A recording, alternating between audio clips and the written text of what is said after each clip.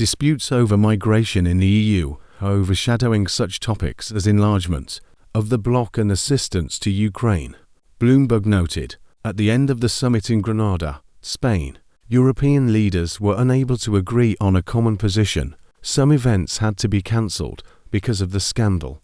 The chronic inability of the EU countries to agree on how to deal with migration threatens to disrupt the implementation of other plans of the bloc. At a summit in Spain's Granada, French President Emmanuel Macron and Italian Prime Minister Giorgia Meloni provoked a diplomatic row by agreeing to hold an unscheduled meeting with British Prime Minister Rishi Sunak. On migration, Spanish Prime Minister Pedro Sánchez felt it distracted participants from official talks already under his leadership and, in annoyance, cancelled a joint press conference with Sunak that was to have been held on Thursday. Informed sources said Hungarian Prime Minister Viktor Orbán have reporters bewildered on Friday, saying attempts to force his country to accept immigration decisions made by other countries could be compared to sexual violence.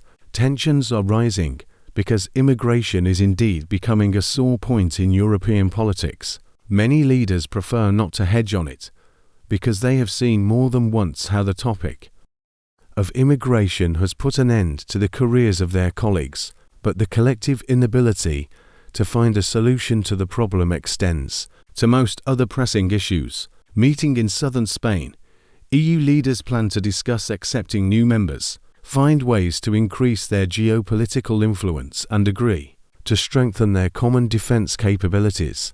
And all these plans were derailed by the controversy over immigration.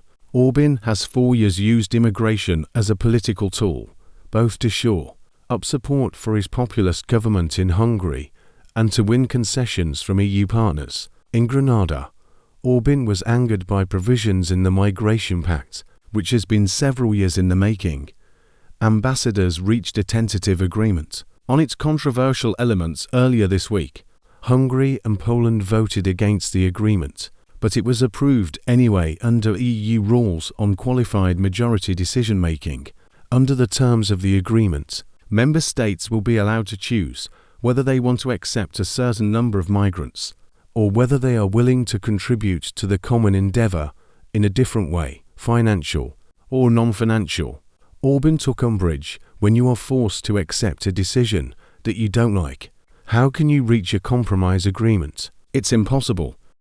Despite Orbán's angry tirade, EU diplomats expect the agreement to be approved before next year's European Parliament elections, to weaken the position of populists seeking to use the immigration issue to achieve their own political goals.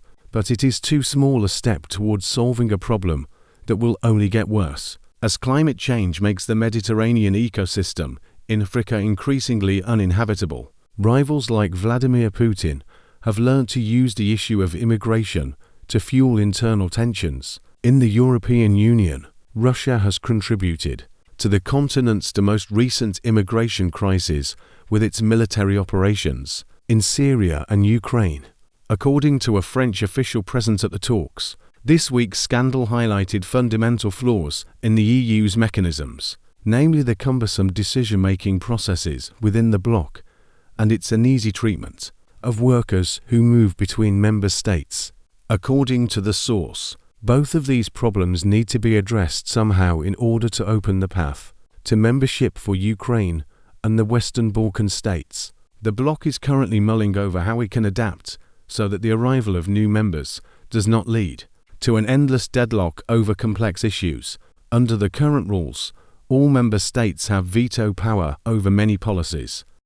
And even if they don't, a shared commitment to collective decision-making can sometimes lead to temper tantrums when one country or another fails to get its way.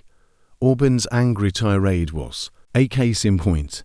According to one diplomat, many in the EU are worried about the current migrant numbers, which could rise further if more than 60 million people in Eastern Europe join the bloc.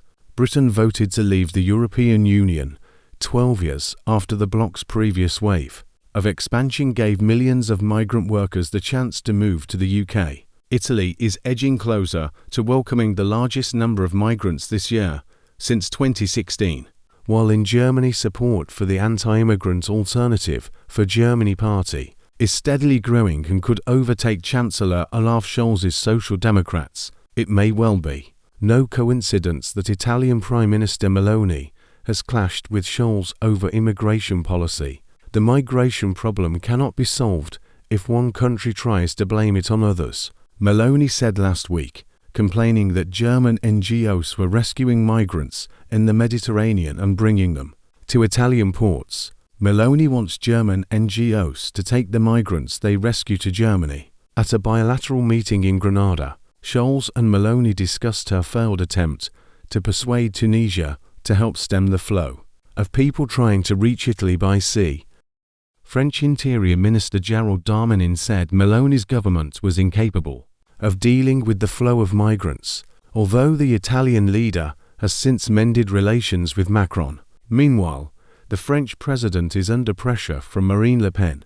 He defeated the French nationalist spokeswoman in the last two presidential elections, but there are fears Le Pen could win the next election when Macron runs out of office, and rising migrant numbers could play into Le Pen's hands. Another European Council veteran, Dutch Prime Minister Mark Rutte, is preparing to step down after the country's early elections in November. Rutte's coalition collapsed in July. He tried to force his partners to accept tighter limits on the number of refugees. Slovakia's election last week was another setback for the EU's efforts. Robert Fico, who is preparing to form a new government, has vowed to tackle migrant flows unilaterally. "We will have to use force," he declared. "It will not be a very pleasant picture."